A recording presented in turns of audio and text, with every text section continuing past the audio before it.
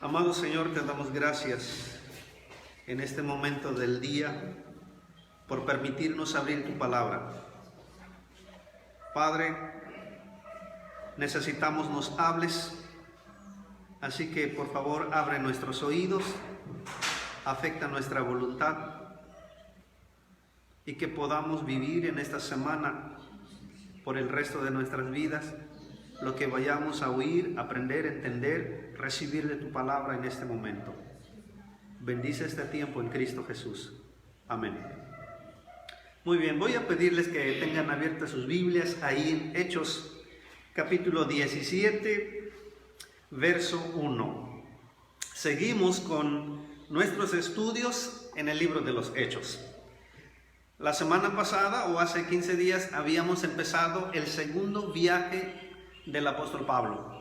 Entonces necesitamos recordar esto, hermanos, que cada viaje el autor Lucas, él da cosas muy importantes que pasan en cada viaje y que deben quedarse en nuestra mente, en nuestro corazón, porque si está en la Biblia, entonces es para nosotros, para que nosotros también lo vivamos. Y la semana pasada veíamos esto que Lucas nos estaba diciendo, que Dios abre puertas para el hombre imposible de abrir.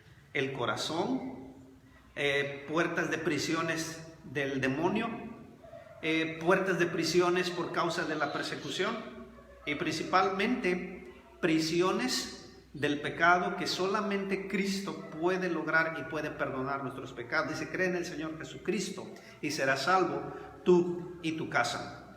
En este domingo vamos a estar viendo ahora dos lugares. De hecho, en 2 domingos vamos a ver 4 lugares, pero en esta mañana vamos a estar viendo 2 lugares. La ciudad de Tesalónica y la región de Berea. Tesalónica y Berea. Ahora, dije 4 lugares, y lo que Lucas quiere que notemos de esta sección todavía en el segundo viaje es que para Lucas es muy importante que la gente sepa cómo debe reaccionar ante la predicación de la palabra del Señor. Y también este es un mensaje para nosotros en el siglo XXI, aquí en nuestra región y en nuestro país. Que nosotros sepamos cómo debemos reaccionar una vez que hayamos oído la palabra del Señor. Entonces, esto es lo que empezamos a ver, hermanos. Arranca en Tesalónica.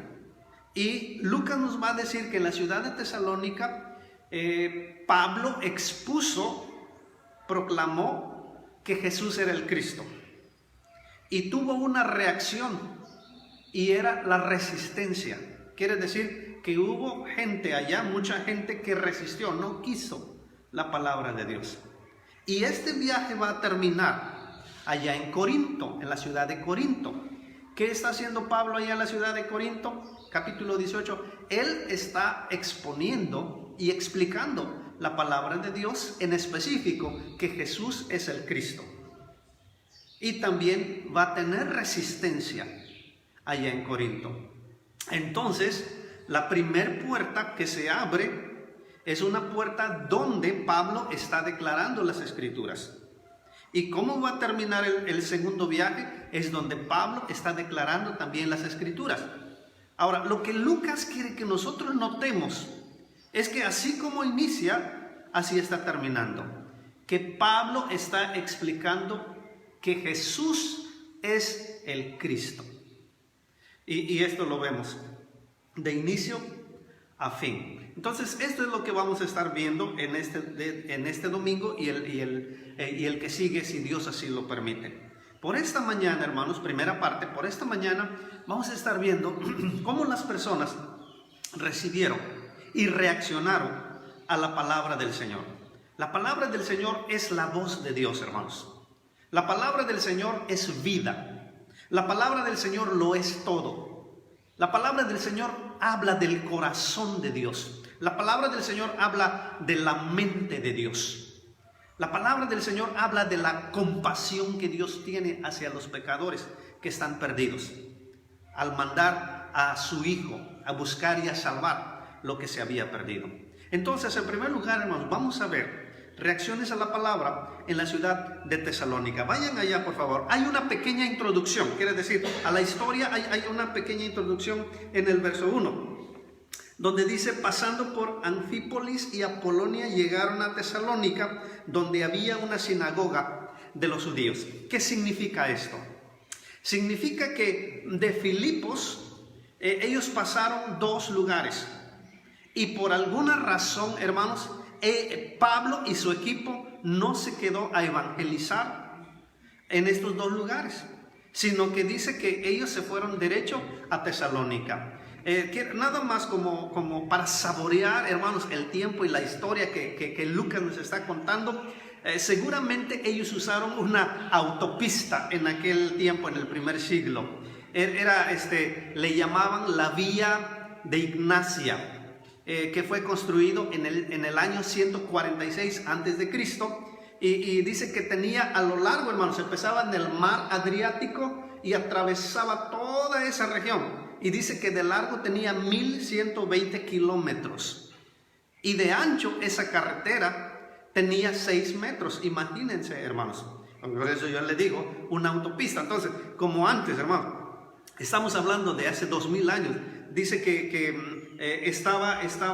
no le pusieron asfalto, le pusieron puras piedras, le llamaban poligonales, quiere decir piedras de esas que duran, hermanos. Entonces era una autopista, era una carretera, era un camino, era una ruta, pero muy segura y muy libre para viajar, repito, desde el mar Adriático, toda esa región. Y seguramente los misioneros están usando esta carretera, este camino, hasta que llegaron a Tesalónica. Ahora, la ciudad de Tesalónica era la capital de la provincia de Macedonia. Quiere decir que era un lugar muy importante, un lugar grande, una ciudad grande también. Dice que esa ciudad lo usaban también, como en otros lugares, para todos los militares de Roma que se habían retirado, jubilado. Dice que ellos llegaban a vivir con sus familias a la ciudad de Tesalónica. Y no solamente eso, había mucha riqueza. Dice que la ciudad, hermano, toda la ciudad sí tenía un número grande de residentes ahí. Entonces Pablo decide quedarse en Tesalónica. Él quiere empezar a evangelizar ahí. ¿Y cómo era su costumbre? Primero ir a los judíos que estaban regados por toda esa región. Ellos fueron allá y dice que buscó una sinagoga, y verso 2, y como acostumbraba, fue a ellos, y por 3 días de reposo, quiere decir por 3 semanas, dice que discutió con ellos. Vamos a ver, en segundo lugar, ya vimos un poquito la introducción, pero vamos a ver, vale la pena que nosotros entendamos de Lucas de cuál fue la manera en que Pablo trabajó en esas sinagogas por esas 3 semanas. Es muy importante que lo notemos. Vayan allá al texto, por favor. Dice en el verso 2, como acostumbraba, o sea, primeramente a sus paisanos judíos, a llevarles el evangelio. Dice que discutió con ellos. Vamos a ver 4 palabras, hermanos. Si ustedes tienen chance, por favor, subrayenlo, anoten. Vamos a ver 4 palabras. Estamos dentro de la sección de qué manera Pablo llevó a cabo su trabajo. Número 1, discutiendo. Ahora, discutir, hermanos, debemos entenderlo bien. Se refiere a que él usaba la lógica. Ahora, no la lógica de la gente, más de ese lugar, de cómo pensaba que debería ser las cosas. Hermanos, la lógica tiene que ver lo que es claro, lo que es objetivo. Si tú dices 1 más 1 es igual a 2, la lógica de 1 más 1 es igual a 2. Quiere decir, no puedes negarlo, no puedes estar en contra de que 1 más 1 es igual a 2. Entonces, eso es la lógica. Y dice que Pablo estaba discutiendo con ellos, en otras palabras, estaba usando la lógica. Repito, pero no la lógica del ser humano, sino la lógica de las Escrituras. ¿De qué tan claro eran las Escrituras? ¿De qué tan objetivo eran las Escrituras? De que Dios lo había puesto ahí. Mira, es como si Pablo les dijera a esos judíos que se reunían en la sinagoga: mira, tú tienes la Biblia, velo ahí. Léelo ahí. Está justo como te lo estoy diciendo. Esto es entrar a dialogar con ellos, hermanos. Y también para la lógica, para cuando había una lección, hermanos, de un maestro y usaba la lógica, también se basaba mucho, hermanos, en preguntas y respuestas. En otras palabras, Pablo, al estar en la sinagoga, él usaba mucho las preguntas y respuestas. Él les llenaba, a los que lo estaban escuchando, él les llenaba de preguntas. ¿Estás entendiendo? ¿Tú cómo ves? ¿Sí lo ves en el texto? Entonces, esta es una forma, hermanos, de cómo el texto le llama, discutió con ellos. Entró a un diálogo con ellos, usando la lógica. Y esto es lo que dice en el texto. Dice que por 3 días, dice, de reposo discutió con ellos. Esta fue su forma particular de enseñar de parte del apóstol Pablo por 3 semanas. Hermanos, no sabemos si así lo hacía en Filipos, al menos no lo vimos en el texto, o en otros lugares donde Pablo ya había estado. Quiero que notemos esto fresco y nuevo de Tesalónica. Él está usando la discusión, pero no como en español lo entendemos, sino que él está enseñándoles por medio de la lógica, usando preguntas y respuestas, pero basado en la Biblia. No en la lógica de los seres humanos, no en la lógica de la filosofía griega, sino en la lógica de la palabra del Señor. Palabra número 2, verso 3, declarando. La palabra declarando aquí, hermanos, tiene un significado especial. Y es, por ejemplo, es el explicarles. Es el buscar que ellos entiendan lo que las escrituras decían, hermanos.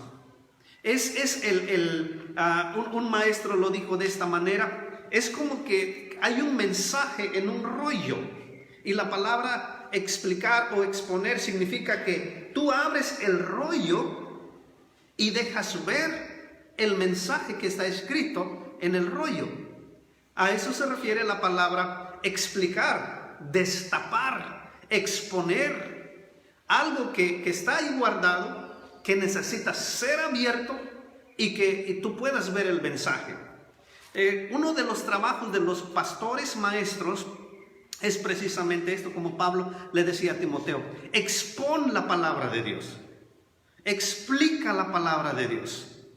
Que tu audiencia, que tu gente, cuando vaya a los cultos, cuando vaya a las reuniones, no importa dónde sea, si en las casas o en las iglesias de ahora, en el siglo XXI, no importa dónde, pero tu trabajo es exponer, es enseñar, es explicar la palabra de Dios de tal manera que los que te escuchan puedan regresar a sus casas con algo entendido, con algo aprendido, con algo que para ellos antes no lo sabían, pero que ahora ya lo saben. Y que pidan a Dios que reciban esta palabra que han aprendido con mansedumbre, porque eso puede salvar sus almas. Miren, hermanos, esta es la segunda palabra que encontramos que Lucas usa en cómo trabajó el apóstol Pablo. Pero no solo eso. Miren la siguiente palabra. Dice, exponiendo por medio de las escrituras. Ahora, esta palabra que Reina Valera usa como exponiendo,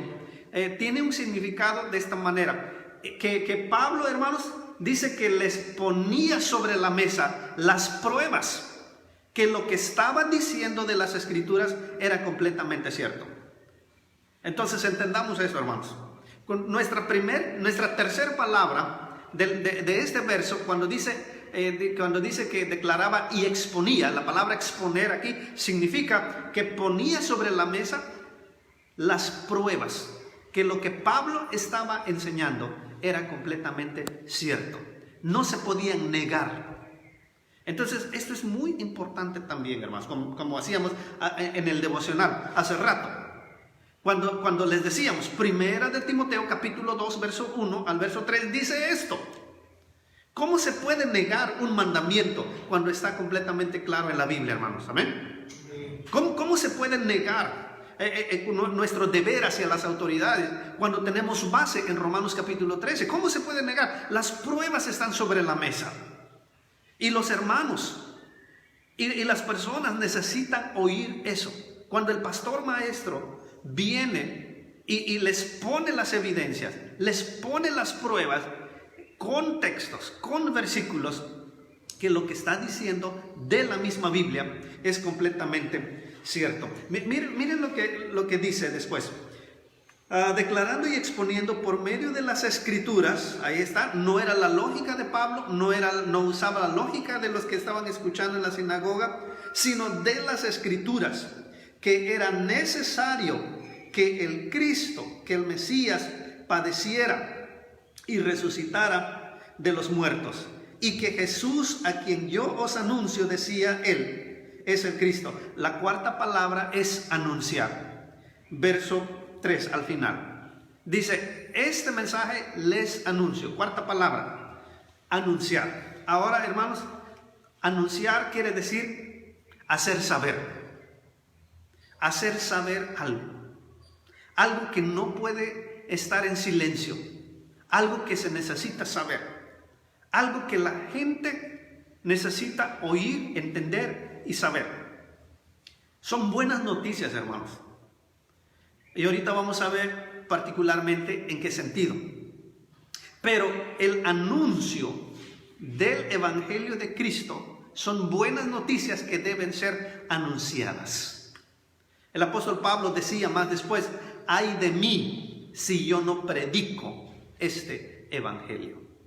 Este Evangelio es poder de Dios para salvación, para todo aquel que cree. Al judío primeramente, como estamos viendo aquí, pero también a los mexicanos.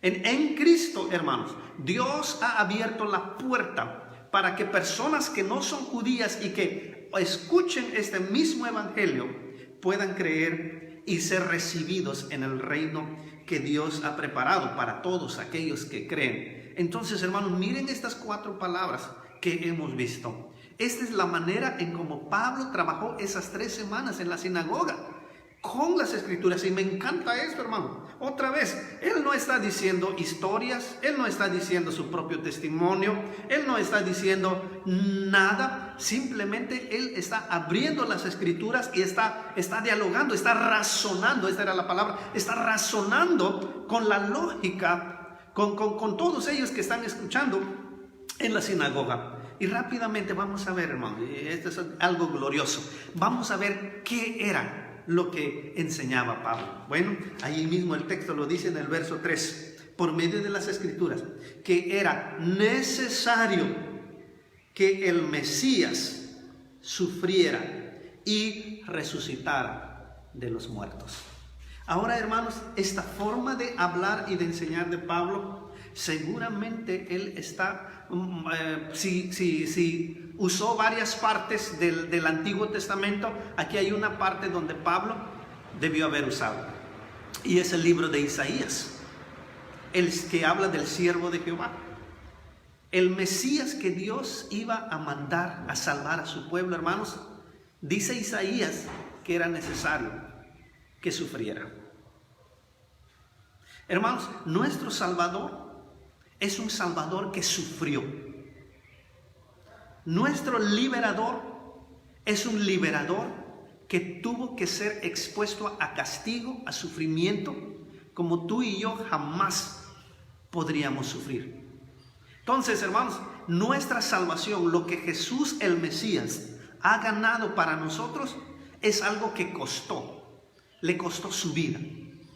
Sufrió, padeció angustias por causa de nuestro bien. Y otra cosa que necesitamos poner atención bajo estas 4 palabras que hemos visto, la manera en cómo Pablo enseñó en la sinagoga, es esto: que ese Mesías, imagínense, hermanos, los judíos en la sinagoga siguen esperando al Mesías que va a venir a liberar, y ahorita te voy a explicar de qué manera o cómo lo están esperando, pero Pablo está diciendo, y es lo que necesito que ustedes vean del texto, está diciendo, este Mesías que habló Isaías, y está hablando de la sección del siervo de Jehová, este Mesías es Jesús.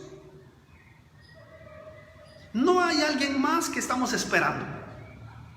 No es otro Mesías que los judíos tal vez están esperando.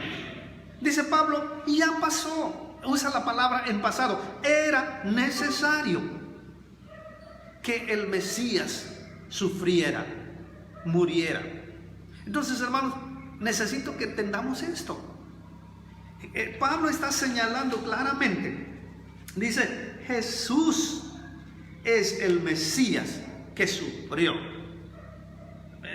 Si fuéramos judíos, hermanos, esto iba a pegar muy fuerte en nuestros oídos, porque hasta el día de hoy los judíos siguen esperando al Mesías prometido del libro de Isaías y de todo el Antiguo Testamento. Lleva este evangelio de Jesús, que Jesús es el Mesías, que Él murió y resucitó. Llévalo a las tierras judías, vas a ver. Llévalo a las sinagogas, vas a ver qué te van a decir o cómo van a reaccionar contra ti. Miren con Pablo. Pablo les está diciendo algo fuerte. Jesús es el Mesías. Y era necesario, fue necesario que Él sufriera, que Él muriera. Pero gracias a Dios, hermano, no nada más en la palabra de Pablo se corta donde dice que sufriera, pero también resucitó de los muertos. Ahora, hermanos, ahora está hablando de la resurrección de Jesús. Dos cosas que van juntas. Número uno, su muerte, pero también su resurrección. Y si ustedes se acuerdan, hermanos, es la misma palabra que nosotros leímos allá en Lucas capítulo 24, donde Jesús mismo está ministrando a estos dos hombres y les está diciendo, ¿saben qué? Era necesario.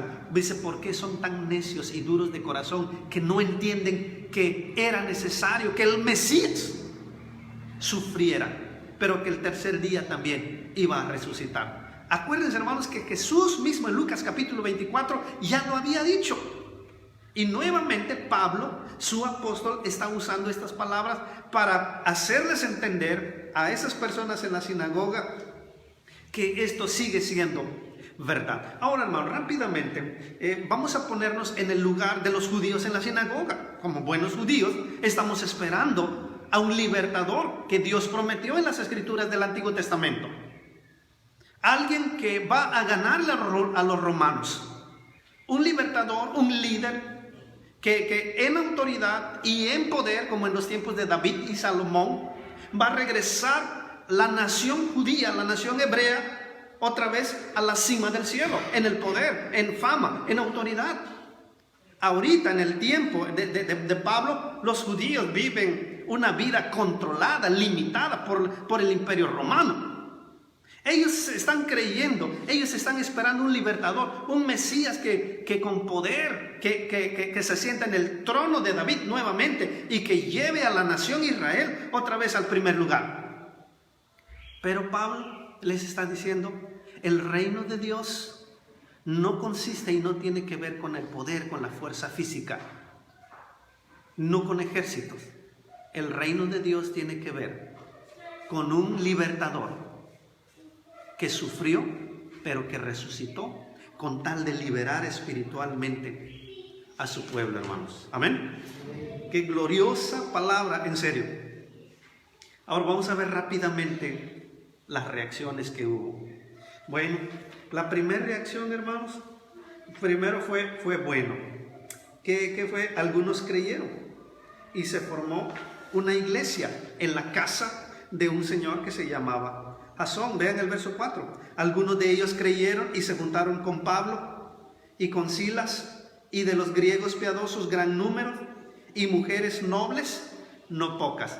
Quiere decir, hermanos, que aquellas personas que escucharon en la sinagoga, algunos creyeron, gracias a Dios. Y no solamente eso, pero también dice que gente que de alguna manera se le permitía entrar a la sinagoga o estar cerca de la sinagoga, gente de dinero llegó a creer. Señoras, miren, como Lidia el domingo pasado, señoras de la alta sociedad, vamos a decirlo así, que no eran pocas, que eran muchas, dicen que también creyeron en el Señor. Entonces, hermanos, esto es importante. La primera reacción a la palabra del Señor, a estas 4 palabras que Pablo está haciendo o hizo por 3 semanas en la sinagoga, tiene un resultado, hermanos. Y quiero que lo vean en el texto, verso 4. Dice que hubo algunos que creyeron. Damos gracias a Dios, hermanos. Gracias a Dios. ¿Por qué? Porque dice Isaías que la palabra del Señor no regresará vacía. Y esta es una promesa para todos los siervos del Señor que anuncian y predican su palabra. Entonces, hubieron convertidos. Pero miren, hermanos, vean una segunda reacción que Lucas nos va a decir que hubo. Vean el verso 5. Dice, entonces los judíos que no creían, miren quiénes, hermanos. Los judíos que no creían, teniendo celos, tomaron consigo a algunos ociosos, hombres malos, y juntando una turba, alborotaron la ciudad y asaltando o entrando a la fuerza la casa de Jasón, donde se hacían los cultos, dice, procuraban sacarlos al pueblo, pero no hallándolos, trajeron a Jasón y a algunos hermanos ante las autoridades de la ciudad, gritando. Miren cuál era su acusación o su cargo. Estos que trastornan al mundo entero también han venido acá. Empezaron en Filipos. Acuérdense que esta fue la razón por la cual Pablo y Silas huyeron de Filipos, porque dijeron allá, estos están enseñando cosas en contra del imperio, en contra de nuestras costumbres. Entonces dice que llegó esto, hermanos, que llegó esto hasta Tesalónica. Los mismos judíos alborotaron y provocaron todo esto en contra de Pablo. Y si ustedes se dan cuenta, hermanos, si saben leer, ustedes van a ver cuántas palabras el autor Lucas le dedica a la reacción de estas personas que no creyeron. Muchas palabras. Quiero que lo vean ahí en sus Biblias. Muchas palabras. Ahora, ¿cuál fue la verdadera razón que ellos persiguieron a Pablo, a Jasón y a los hermanos que creyeron? ¿Cuál fue la verdadera razón? Lee, por favor, el verso 4, el verso 5. Dice, entonces los judíos que no creían, ¿qué dice, hermanos? ¿Cuál es la siguiente frase que sigue? Teniendo celos. Teniendo celos. Hermanos, aquí está la verdadera razón. Los judíos que no creyeron arremetieron contra Pablo y su equipo, contra los nuevos hermanos convertidos. ¿Por qué lo hicieron, hermanos? ¿Cuál fue la verdadera razón o motivo que ellos tuvieron? Celos.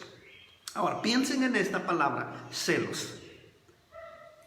Estos señores judíos que se congregaban cada sábado en la sinagoga, hermanos, acaban de perder a un grupo.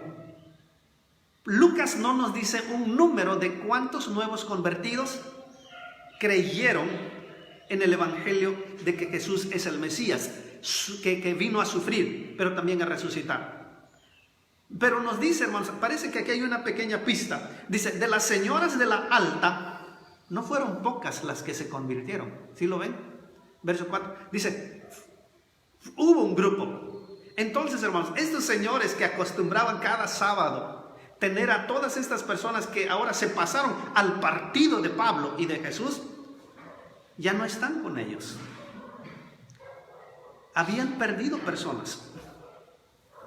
Y miren lo que hay en el corazón de estos señores judíos, hermanos. No hay amor hacia los prójimos. No hay compasión hacia los prójimos. Les dolió perder a estas personas. Les enojó perder a estas personas. ¿Sí lo ven en el texto, hermanos? Dice que ellos procedieron en contra del equipo misionero por celos, teniendo celos. Miren, hermanos, Pablo nos dice algo bonito en el libro de Filipenses, y él dice, ¿saben qué? Yo tengo unos contrarios por ahí. Hay algunos que están hablando en contra de mí, pero dice él, no hay problema, dice Pablo. ¿Por qué? Con tal de que anuncien a Cristo. Yo sufro cualquier crítica, yo sufro que estén hablando de mí, dice Pablo, no hay ningún problema, con tal de que Cristo sea anunciado. No hay celo en la mente ni en el corazón de Pablo, hermanos, que otros grupos están robando gente. Pero lo más importante para Pablo en Filipenses era que Cristo fuera anunciado. Amén, hermanos. Amén. Pero no con estas personas en esta sinagoga que acaban de perder gente. Y no cualquier gente. Lucas nos da este detalle, que habían personas de la alta sociedad que tenían dinero. ¿Dónde creen que esas personas ricas ofrendaban antes, hermanos? ¿Dónde creen que lo hacían? En la sinagoga. Más si estos señores de la sinagoga les imponían a ellos el asunto del diezmo. ¿Se imaginan, hermanos? Y de repente llega este evangelio de Pablo, ellos creen a este evangelio y se salen del grupo. Y vean por favor lo que dicen, que ellos se pasaron al partido de Pablo. Bueno, ¿por qué decimos así al partido? Pues quiere decir que ellos, hermanos, ellos congeniaron, se unieron con Pablo. Vean el verso 4. Y algunos de ellos creyeron. Y vean las palabras que siguen. ¿Qué dice, hermanos? Y se juntaron con Pablo y con Silas. La palabra se juntaron significa se pasaron al partido de Pablo y de Silas, que representa el evangelio de Jesús. Pues ahora entienden, hermanos, sigan la lógica. Ahora ustedes, ahora entienden por qué estos señores de la sinagoga están teniendo celos. Acaban de perder personas.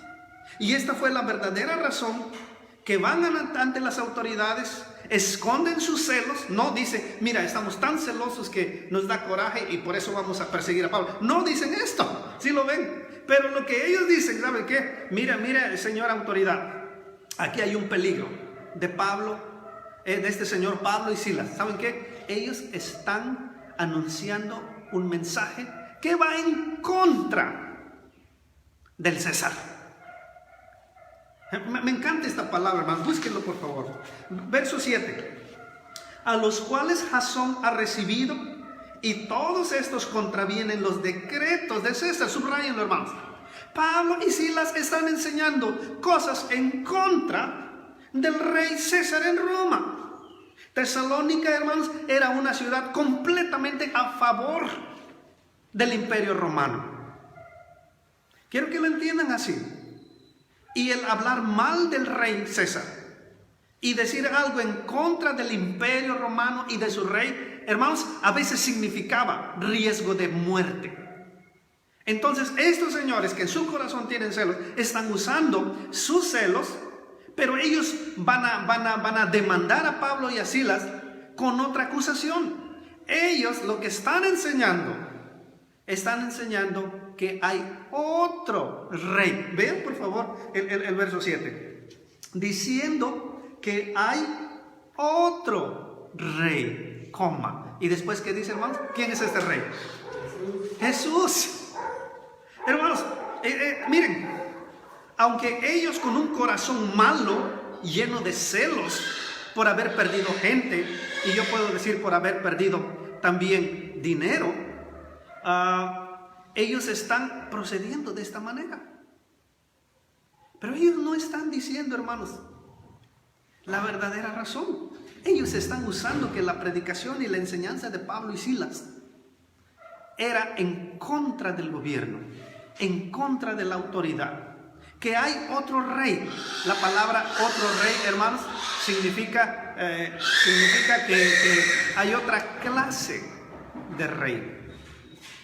Y cuando dice la palabra otra clase de rey, se entiende, hermanos, se entiende en este idioma griego, se entiende, hay otra clase que es mejor que el rey César. Imagínense, hermanos, cómo no se van a poner, cómo no las autoridades van a ponerse enojadas. Miren, por eso es que los agarran. Vean lo que dice. En el verso 8 dice, y alborotaron al pueblo y a las autoridades de la ciudad, oyendo estas cosas. Verso 9, pero las autoridades les pagaron una fianza de Jasón y de los hermanos que agarraron porque no encontraron a Pablo y a Silas en la casa de Jasón. Y después de pagar la fianza, hermanos, soltaron al hermano Jasón y a los demás. Ahora quiero que entendamos algo, hermanos. ¿Por qué? Porque estas palabras son muy importantes.